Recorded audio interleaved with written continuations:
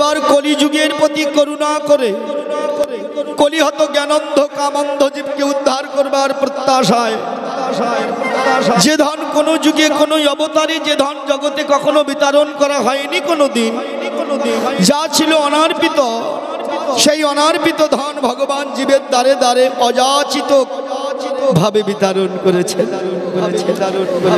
মায়েরা মায়েরা মায়েরা, ভগবান জগতে এসেছেন কেন? পেয়ে আবার দিয়ে আবার পাওয়ার জন্য। মায়েরা মায়েরা, একার দ্বারা কখনো রস আস্বাদন সম্ভব হয় না। প্রীতির দুইটি নাম, একটা মদন একটা মোহন। ভেবে দেখুন, একার দ্বারা কি রস আস্বাদন করা সম্ভব? ভগবান মনে মনে চিন্তা করেছিলেন যে কৃপারূপ বস্তু আমি গোলকে গোপনে রেখেছি, এ বস্তু আমার একার দ্বারা আস্বাদন হওয়া সম্ভব নয়। কি বাবা, এই জন্য ভগবান দিয়ে আবার পাওয়ার জন্য তিনি জগৎ জীবের দ্বারে দ্বারে অযাচিত ভাবে সে ধন বিতরণ করেছেন।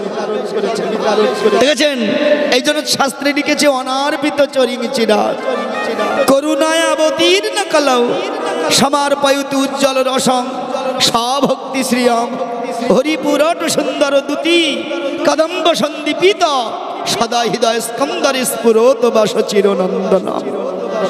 যা জীবনে অর্পিত হয়নি, কোনো অবতারে যা অর্পিত হয়নি, একমাত্র কলিযুগে তা অর্পিত হয়েছে। ভগবান কৃপা করে অর্পণ করেছেন। কেন? দিয়ে আবার পাওয়ার আশায়। কথাগুলো খুব মনোযোগী হতে হবে বাবা। কীর্তন না ভারী তত্ত্বের বিষয়, এর গভীরতা যে কতটুক আমরা অনেকেই অনুধাবন করতে পারি না বলে ভগবান এই লীলা মাধুর্য আমরা আস্বাদন করতে পারি না। বাবা, সাগরে অগাধ জল থাকে, সেই সাগর কি করে জানেন? রবির তাপে তার জলকে বাষ্পভূত করে মেঘমালার সৃষ্টি করে। আবার সাগর নিজেই সেই মেঘ পানে চেয়ে বসে থাকে। কেন? তার কি জলের খুব অভাব? অভাব তো নাই, তাই বসে থাকে কেন? না কবে সাথী নক্ষত্রে বরিশন হবে, ওই সাথী নক্ষত্রের জল আমার বক্ষে পড়বে, আমার বক্ষে মুক্তা জন্মাবে, আমি ধনবান হব, আমি ঐশ্বর্যবান হব। সাগর দিয়েছিল নোনা জল, পেয়েছে মিষ্টি জল। শুধু তাই নয়, তিনি ধনবান হলেন, ঐশ্বর্যবান হলেন। ভাবুন তো, দেওয়া বস্তু আবার ফেরত পাওয়া, সেটা অনেক সুদের সহিত, অনেক লাভের সহিত।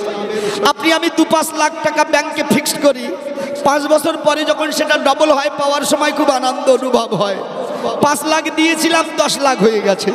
তদ্রূপ সাগর দিয়েছিল জল, পেয়েছে মুক্তা, সে ধনবান হলো, সে ঐশ্বর্যবান হলো। তদ্রূপ ভগবান মনে মনে চিন্তা করলেন, যে বস্তু আমি গোলকে গোপনে রেখেছি, এ বস্তু আমার একার দ্বারা আস্বাদন হওয়ার নয়। তাই তো ভগবান কি করলেন? সেই কৃপারূপ বস্তু জীবের দ্বারে দ্বারে অযাচিত ভাবে বিতরণ করেছেন। কেন? জীব যখন সেই বস্তুকে ঘরে নিয়ে তিনি ভক্তিতে রূপান্তরিত করতে পারবেন। আমি ভগবান কৃপা দিই, ভক্তি হলে আমি ভগবান ভক্তের চরণের দাস হয়ে যাই। মায়েরা খুব কথাগুলো মন দিয়ে শুনতে হবে। ভেবে দেখুন, আপনি আমি দুধ খাই, দুধের দাম কত? 50-60, এর বেশি তো নয়। ভেবে দেখুন, সেই দুধ কোনো ঘষে কিনে নিয়ে যায়, বাড়ি গিয়ে তার থেকে ছানা তৈরি করে, তার দাম কত? 200-300 টাকা। আবার কোনো ঘোষ 300 টাকা দিয়ে সেই ছানাটা কিনে নিয়ে যায়, বাড়ি গিয়ে চিনি মিক্সার করে রসগোল্লা তৈরি করে, ছানাপুরি তৈরি করে, রসমালাই তৈরি করে। ভেবে দেখুন, তার দাম কত? 400-500-1000 টাকাও হয়। আপনি আমি 50 টাকায় দুধ বিক্রি করি, আর ছানাপুরি হলে 1000 টাকা দিয়েও কিনে খাই।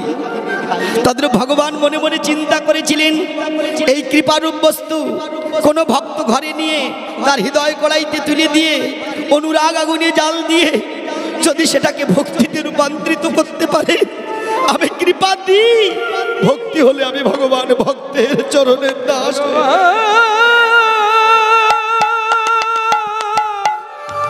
ভগবান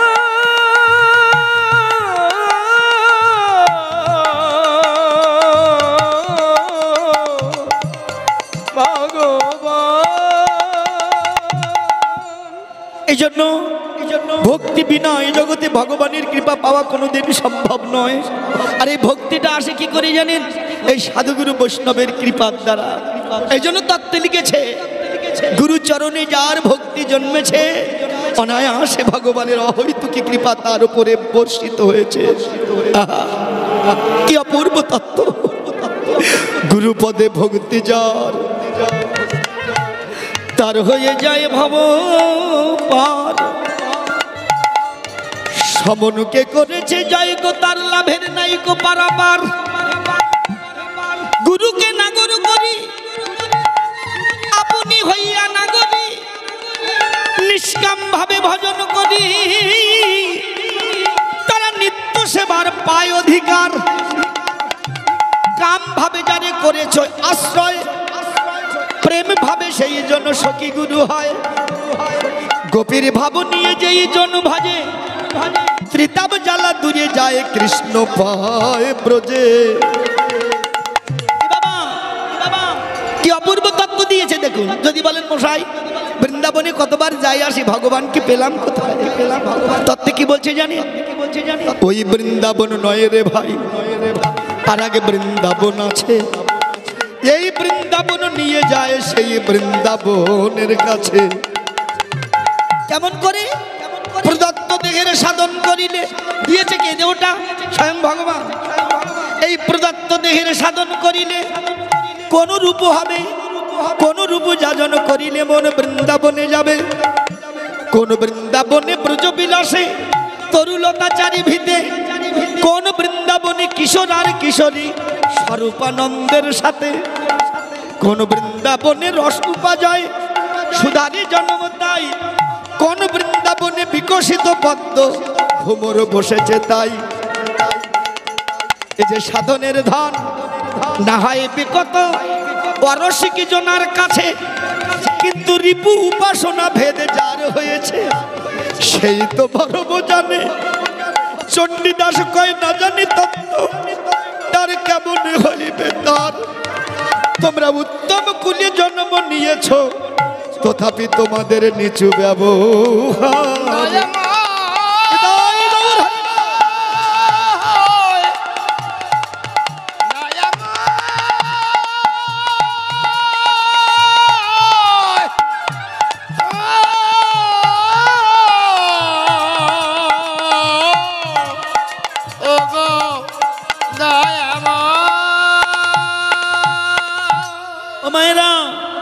এই জন্য এখানে গুরুর গুরুত্ব যতদিন জগতে না বুঝবে ততদিন ভগবানের কৃপা কোনোদিন সম্ভব নয়।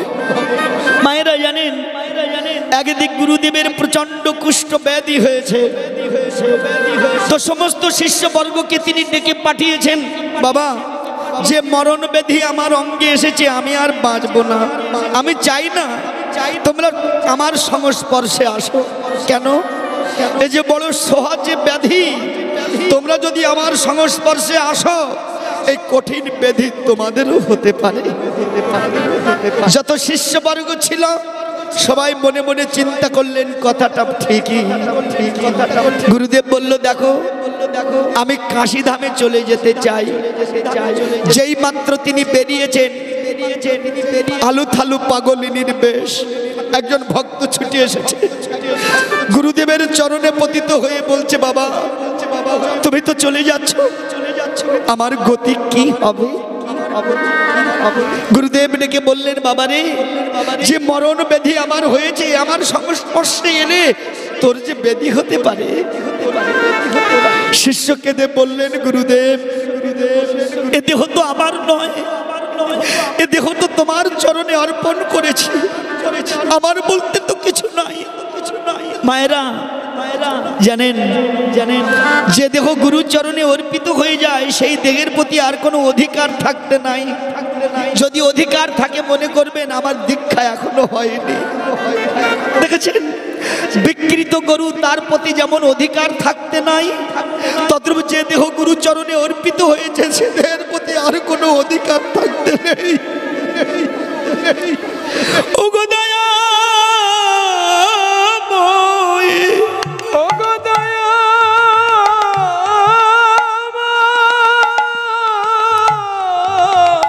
যে দেহ তোমার চরণে অর্পিত হয়েছে সে দেহ তো আমার অধিকার নাই, অধিকার না। তুমি যদি আমায় ছেড়ে যাও আমার কি হবে বলো? কৃপা করে তোমার রাতল চরণে আমায় ঠাঁই দাও প্রভু। গুরুদেব ডেকে বলল বেশ তো, যেতেই যখন চার চল আমার সঙ্গে। কাশিতে গেলেন বাবা। কাশিতে যে প্রত্যেক দিন গুরু সেবায় নিমগ্ন থাকেন। পচা গলা দুর্গন্ধ জনিত কুষ্ঠ বেধি নিজে হাতে পরিষ্কার করে। একটি বৎসর এসেছে কাশিতে, কিন্তু কোনদিন কাশীর বিশ্বনাথকে তিনি দর্শন করতে যাননি। এত গুরু অনুগত তার প্রাণ। গুরু বৈশার কোনো কিছু জানে না। একদিন স্বয়ং ভগবান ভোলানাথ বসে বসে কখনো হাসে কখনো কাঁদে। মাতা ভগবতী ডাক দিয়ে বলল প্রভু আজ তোমার কি হয়েছে জানি না। কখনো বা তুমি হাসো কখনো বা কাঁদো, বলো না কি হয়েছে তোমার। বিশ্বনাথ ডেকে বলছে কেন হাসি জানো? ভক্ত দূর দূরান্ত থেকে আমাকে দর্শন করতে এই কাশিতে আসে। কিন্তু জানো একজন ভক্ত এসেছেন এই কাশিতে একটি বৎসর, তিনি গুরু সেবায় এতটাই নিমগ্ন একবারের জন্য আমাকে দেখতেও আসেনি। তাই তো হাসি আর কাঁদি কেন জানো? এমন গুরু অনুগত প্রাণ, এমন গুরু ভক্ত সেটা নাই বা এলো, কিন্তু আমি কেন সেই ভক্তকে দেখতে গেলাম না? তাই তো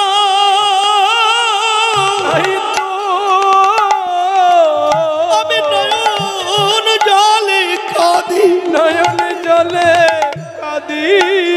মাতা ভগবতী ডেকে বলল প্রভু তাই যদি হয় আমিও তোমার সঙ্গে যেতে চাই। এমন গুরু ভক্তের চরণ আমি একটু দর্শন করতে চাই। দুজন এসে দাঁড়িয়েছেন জানেন মা, বাহির দুয়ারে এসে দাঁড়িয়েছেন। ভোলানাথ ডেকে বলছে ওরে ভক্ত, আমি যে বড় আশা করে তোর কাছে এসেছি তোর দর্শন পাওয়ার জন্য। আমি কাশীর বিশ্বনাথ, একবার বাইরে আয়, আমি তোর পদক দর্শন করতে চাই। আমি তোর মদন দর্শন করতে চাই। মা দরকার নেই এখন দিতে হবে না, যাও লাগবে না। জয়নি তাই হরি বল মায়েরা, তাইতে আমি একবার দর্শন করতে চাই, একবার কৃপা করে বাইরে এসো। ভক্ত কেঁদে বললেন প্রভু একটু বিলম্ব করো। সেই যখন দাসের প্রতি এতটাই কৃপা করলে আর একটুখানি অপেক্ষা করো। আমার গুরুদেব এখনো ঘুমায়নি, আমার গুরুদেব ঘুমালে তবে আমি তোমার দর্শন করতে যাব।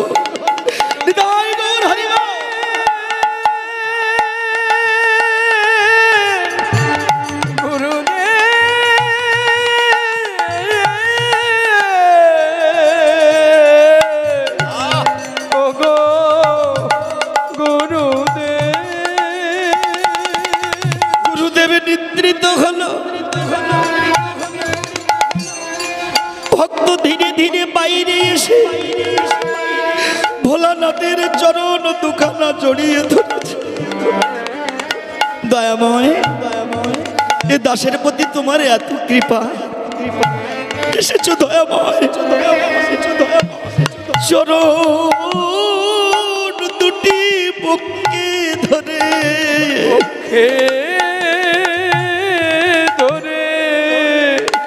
ভক্ত নয়ন জলে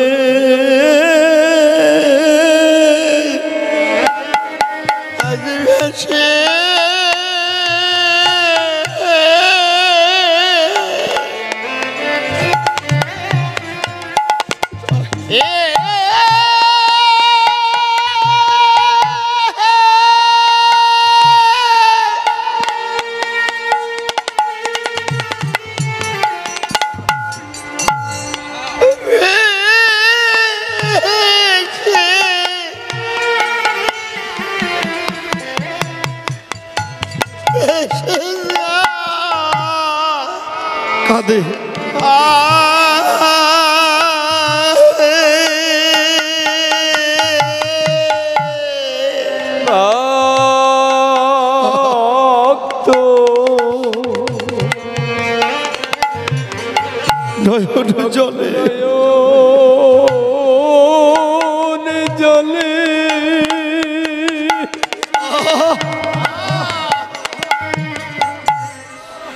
নয়ন জলে কাঁদি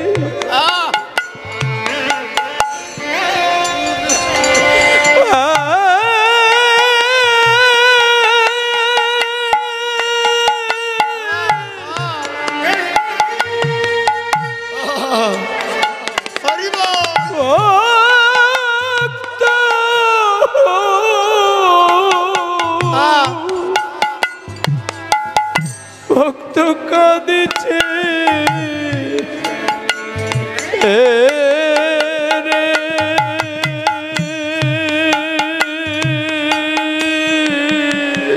ওই যুগলে চরা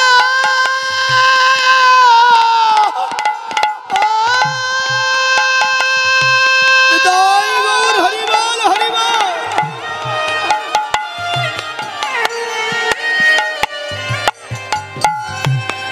ওই যুগ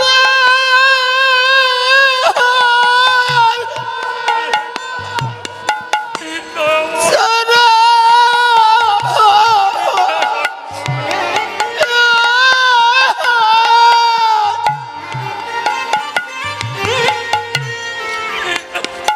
ওই যুগ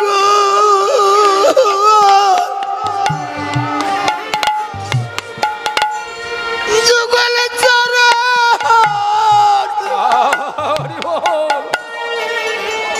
জড়িয়ে ধরে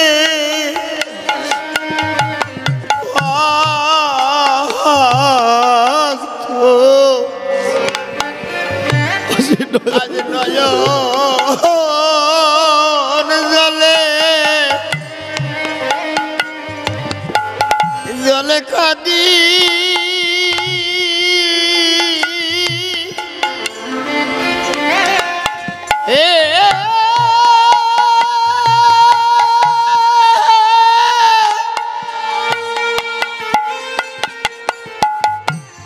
ভক্ত কাঁদিছে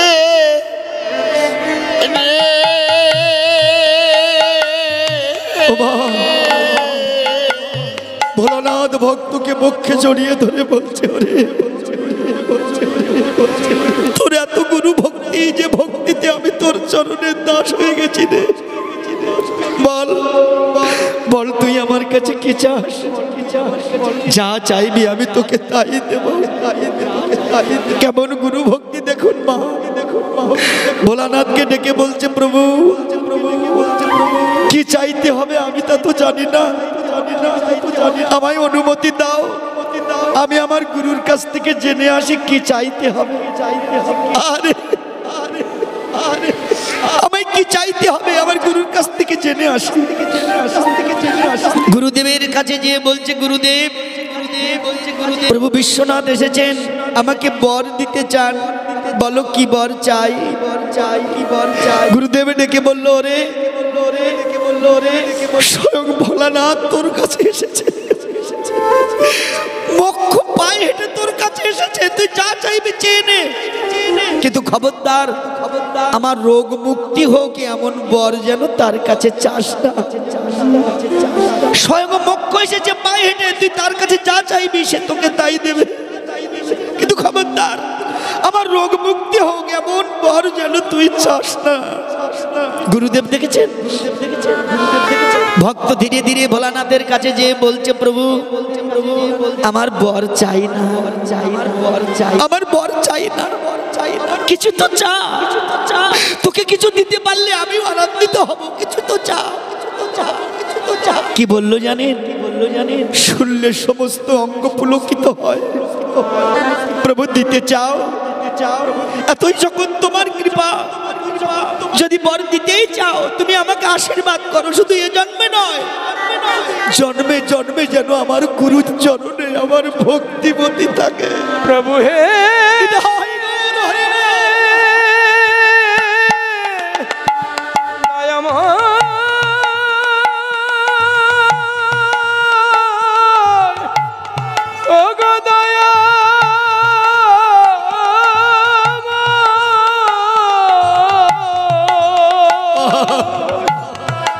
ও এমন ভক্তি না থাকলে, এমন প্রেম না থাকলে, এমন অনুরাগ না থাকলে ভগবানের কৃপা কোনোদিন লাভ করা যায় না মা। কি বাবা, এই জন্য গুরু চরণে যার ভক্তি পার্জন হয় অনায়াসে সেজন ভগবানের কৃপা লাভ করতে পারে।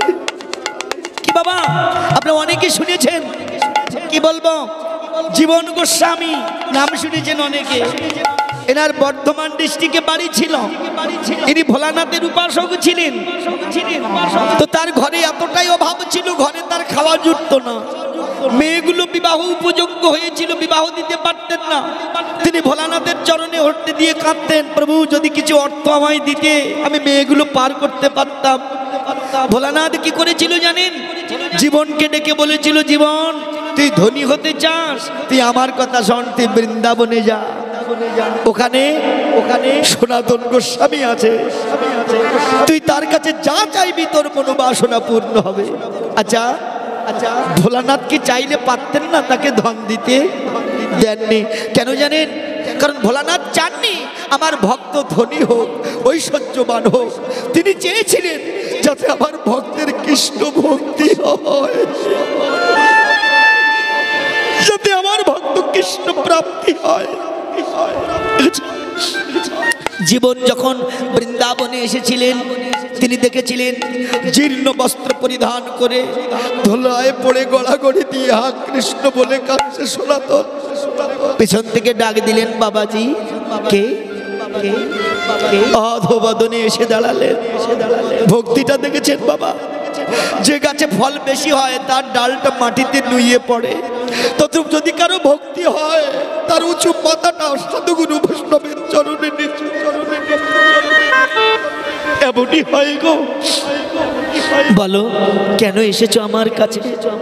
জীবন মনে মনে চিন্তা করলেন, যার নিজেরই খাওয়া হয় না, যার পড়ার একটা বসনি নাই, সে আমাকে কি ভিক্ষা দেবে?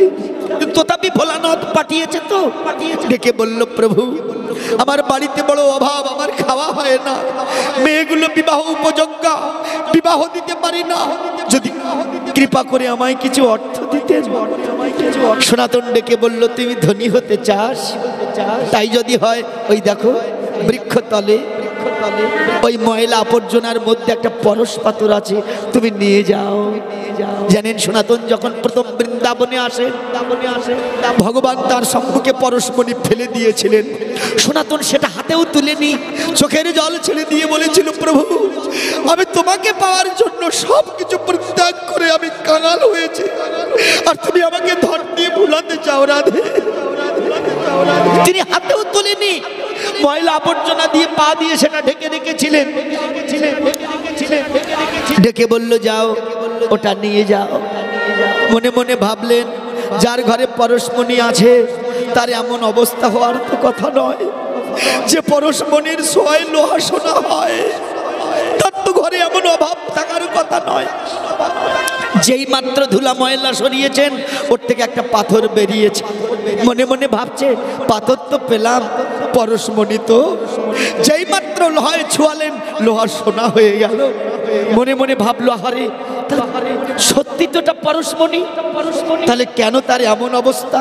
নিশ্চয়ই এই ব্যক্তি অত্যন্ত চালাক। তিনি যে ধনী, জগতে যাতে না প্রচার হয় তাই তো এমন মূল্যবান ধন বাইরে ফেলে রেখেছে। কিন্তু যার কাছে পরশমণি এত তুচ্ছ, না জানি তার কোষাগারে আরো কত মূল্যবান বস্তু আছে।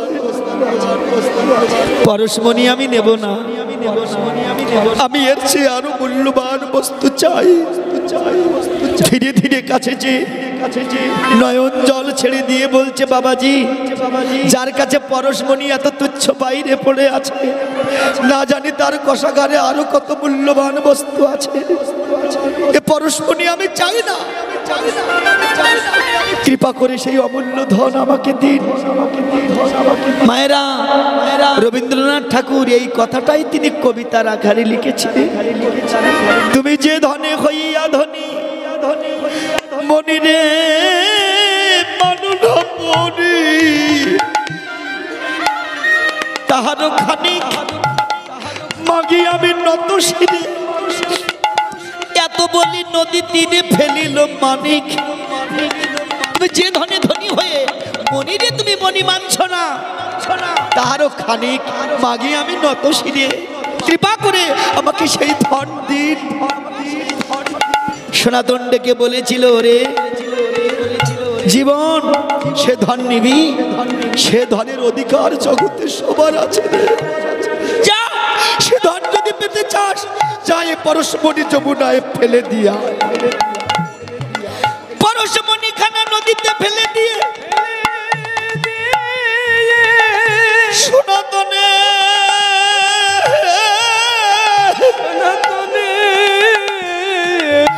চরণে এসে পতিত হয়েছে।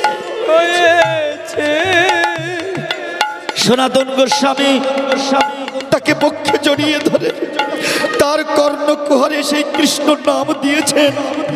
ওরে জীবন, যদি তুই ধনী হতে চাস, এই নামের নাম ধরে দিবানিশি ডাক, একদিন এই নামই নেমে আসবে। সেদিন তুই তার কাছে যা চাইবি, তোর মালিক তাই তোকে দান করবে। সদ্গুরুর মন্ত্র যেই কর্ণে প্রবেশ করেছে, অমনি তার কৃপা লাভ হয়েছে। সনাতন গোস্বামীর চরণটা জড়িয়ে ধরে বলছে, বাবা, এ জগতে যত অপূর্ণ আমার পূর্ণতা আমার ছিল, আজ সকল অপূর্ণতা আমার দূরীভূত হলো। আমি ধন চাই না, ঐশ্বর্য চাই না, আমি প্রতিপত্তি চাই না, শুধু তোমার রাতুল চরণে আমার একটাই মিনতি। অধম দাস বলে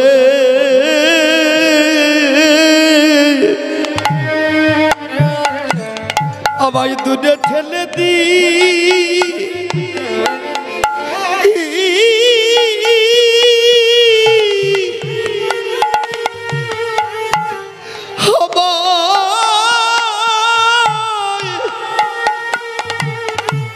দূরে ঠেলে দিও না। ও গো দয়াময়, হৃদয় গৌর হরিবল হরিবল।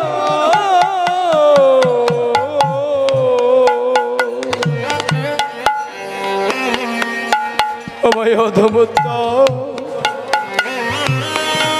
দাস বলে যেন হৃদয় হৃদয় যা, আমায় দূরে ঠেলে দে।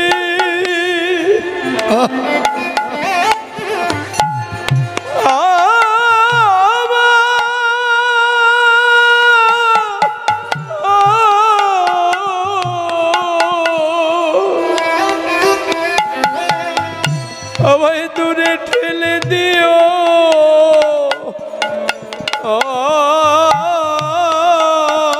না। তোমার রাতুল চরণে, আমার রাতুল চরণে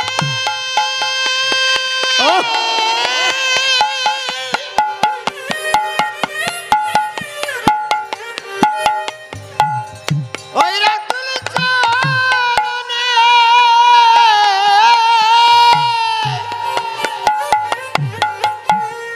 ওই রাতুল চরণে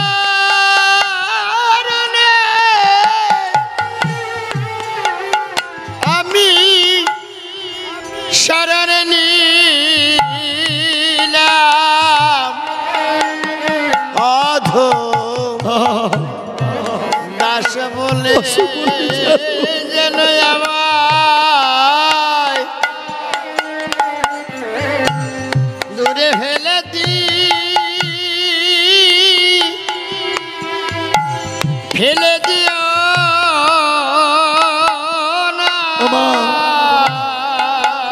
সেই জীবনের মেয়ের বিয়ে কিন্তু ঠেকে থাকিনি, তার